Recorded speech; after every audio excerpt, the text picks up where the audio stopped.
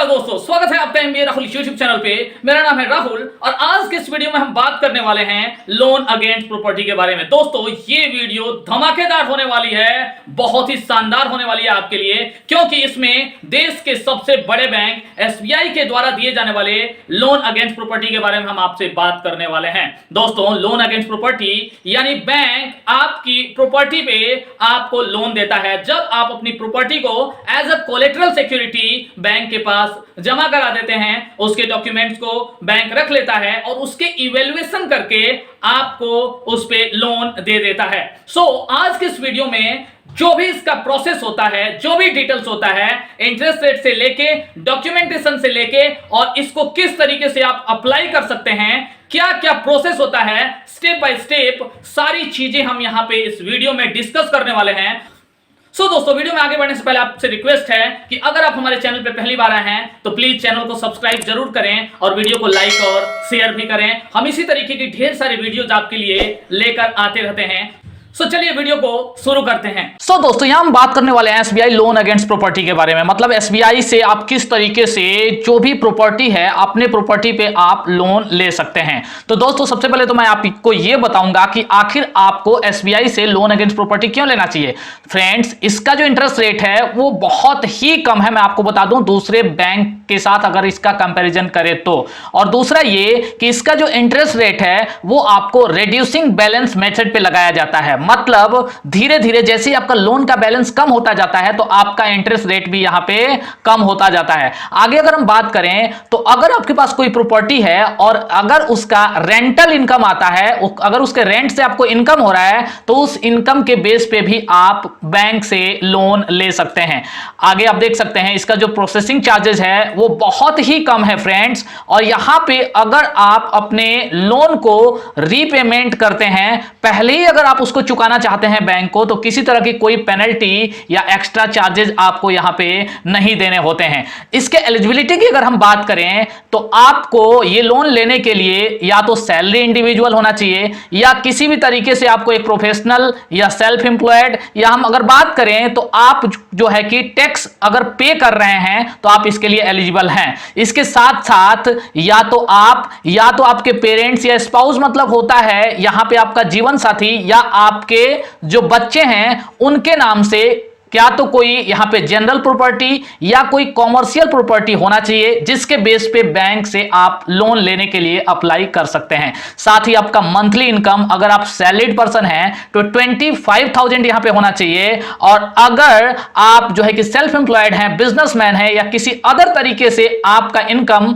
कम से कम यहां 3 लाख एनुअल होना चाहिए। फ्रेंड्स इसके लिए आपका जो एज लिमिट है वो 70 ईयर्स है। मतलब 70 ईयर्स पूरा होने के पहले तक आप लोन ले सकते हैं। जैसे मैं आपको बता दूं कि अगर आप 69 ईयर्स के हैं और अगर आप अपने प्रॉपर्टी पे लोन लेना चाहते हैं तो यहां आपको केवल 1 साल तक के लिए वो लोन मिलेगा। मतलब आपको 70 ईयर्स होने के पहले अपना लोन का जो भी अमाउंट है वो पूरा का पूरा बैंक को चुकाना पड़ेगा।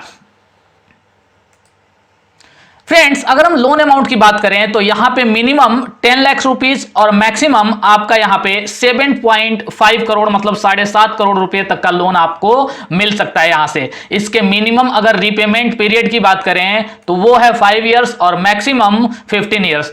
5 साल से लेके 15 साल तक के लिए ये लोन आपको यहां पे मिल सकता है। दोस्तों सिक्योरिटी की बात करें, जो आपकी प्रॉपर्टी है आपको यहां बैंक के पास मोर्टेज के रूप में रखना पड़ता है, उसका मोर्टेज करवाना पड़ता है, बंधक के रूप में उसको रखना पड़ता है वहां पे। और अगर आपका ऐसा कोई कॉमर्शियल प्रॉपर्टी है या जनरल प्रॉपर्टी है जिसे आपने जो है कि लीज पे दे रखी है, रेंट आउट कर रखा है, रेंट पे दे रखा है, तो यहां पे उस रेंट को लेने का जो अधिकार होता है वो आपको यहां बैंक को देना पड़ता है। फ्रेंड्स इसके साथ साथ बैंक के साथ आपको एक ऐसा एग्रीमेंट करना पड़ता है, एक पावर अटॉर्नी जो है कि बैंक को देना पड़ता है, जिसके तहत आप बिना बैंक की परमिशन का उस प्रॉपर्टी को न तो बेच सकते हैं और न तो उस पे कोई दूसरा लोन ले सकते हैं। फ्रेंड अगर हम लोन टू वैल्यू रेशियो की बात करें, मतलब यहां आपके प्रॉपर्टी की जो वैल्यू है उस वैल्यू पे कितना % तक का लोन आपको मिल सकता है उसके बारे में बताया गया है। दोस्तों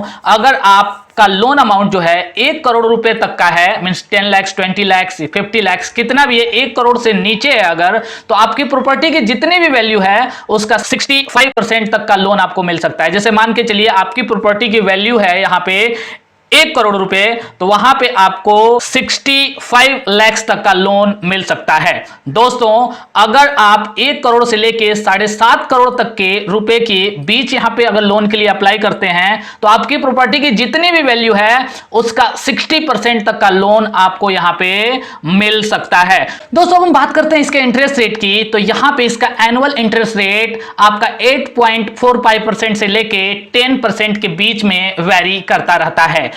तो करंट में जब भी आप वीडियो देख रहे हैं इसका इंटरेस्ट रेट क्या है आप पता कर लें, पता करने के बाद ही डेफिनेटली वहां पे अप्लाई करें। फ्रेंड्स अब हम बात करते हैं इसके लिए जो प्रोसेसिंग फी है वो आखिर आपको कितना देना पड़ता है। तो आप देख सकते हैं यहां पे इसके लिए जो प्रोसेसिंग फी है वो आपके लोन अमाउंट का केवल और केवल 1% तक का होता है। दोस्तों मैक्सिमम जो है आपको 50,000 तक का प्रोसेसिंग फी देना पड़ सकता है, जैसे मान के चलिए आप करोड़ों के लोन के लिए अप्लाई कर रहे हैं तब भी। दोस्तों अब हम बात करते हैं इसके लिए कि आखिर आप इस लोन के लिए ऑनलाइन और ऑफलाइन किस तरीके से अप्लाई कर सकते हैं। तो दोस्तों मैं आपको बता दूं कि इसके लिए आप SBI के वेबसाइट पे जाते हैं या नीचे मैंने डिस्क्रिप्शन में लिंक दे दिया, उस लिंक पे क्लिक करने के बाद से डायरेक्टली आप वहां पे जाके अप्लाई नाउ पे क्लिक करके अप्लाई कर सकते हैं। दोस्तों अगर आप SBI के वेबसाइट पे जाते हैं तो वहां जाने के बाद आपको जाना पड़ता है पर्सनल बैंकिंग सेक्शन में।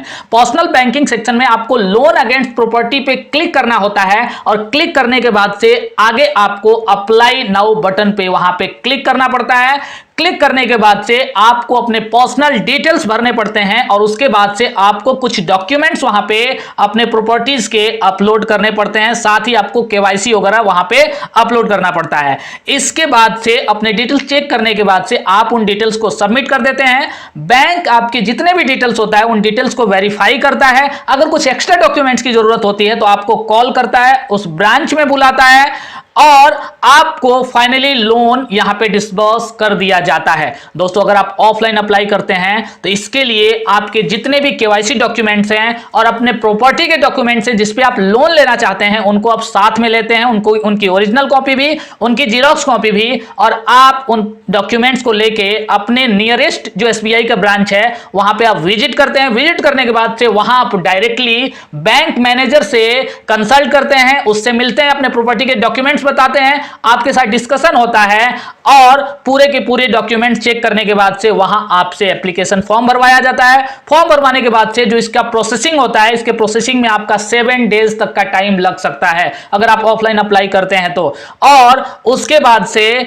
आपको ये लोन डिस्बर्स कर दिया जाता है, दे दिया जाता है। तो दोस्तों आज की वीडियो में बस इतना ही। वीडियो को प्लीज लाइक करें और चैनल को सब्सक्राइब जरूर करें। दोस्तों अगर इस लोन से रिलेटेड आपको कोई भी कंफ्यूजन आ रही है, कोई भी क्वेरी अगर आपके दिमाग में है तो प्लीज आप कमेंट सेक्शन में पूछें, हम डेफिनेटली उसका आंसर देने की कोशिश करेंगे।